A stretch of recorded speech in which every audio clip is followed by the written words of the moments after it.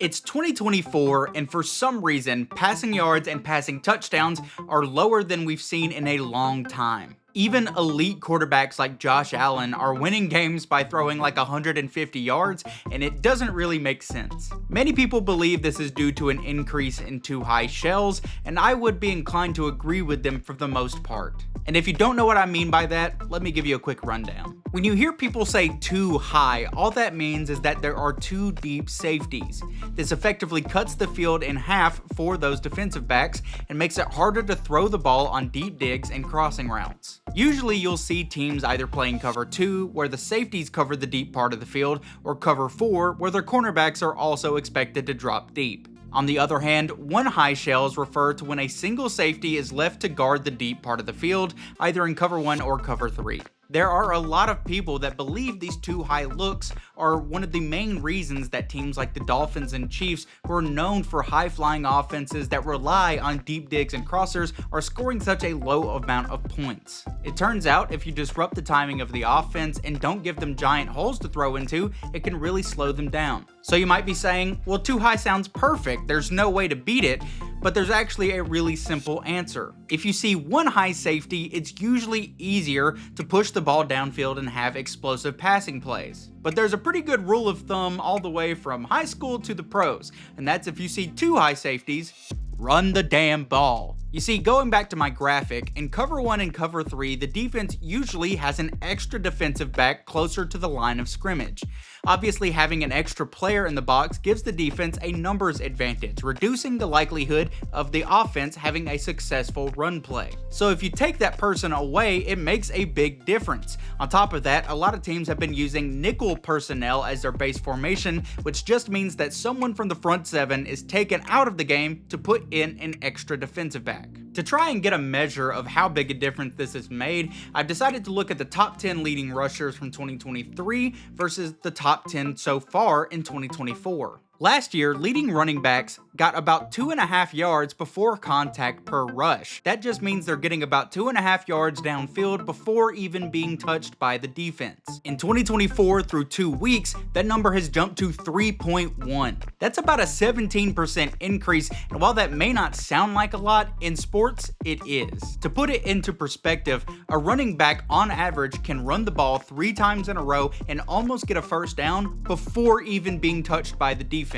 And that doesn't include yards after contact. So just like how the pendulum has swung in the favor of passing for the past 10 years or so, we're now seeing opportunities for running backs to regain some of their lost value. The analytics nerds have been very vocal about the fact that you shouldn't pay running backs, and I agree with them to an extent. The era of the bell cow running back is probably not ever coming back.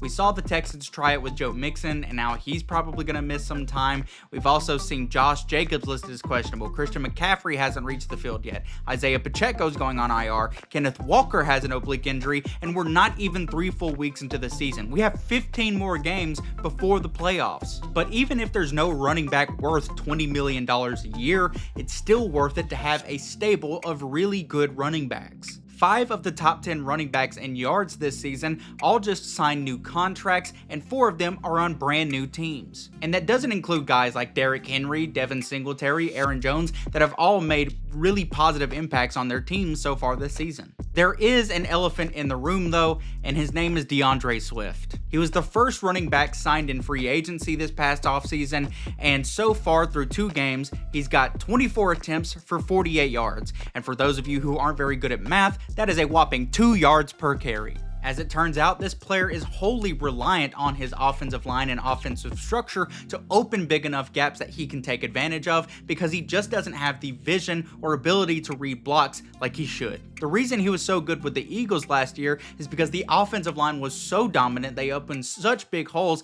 he could be completely blind and still probably pop 4 yards a carry. So it's no surprise that DeAndre Swift's inability to find gaps in the defense and Caleb Williams' lack of passing production have led to one of the NFL's worst offenses.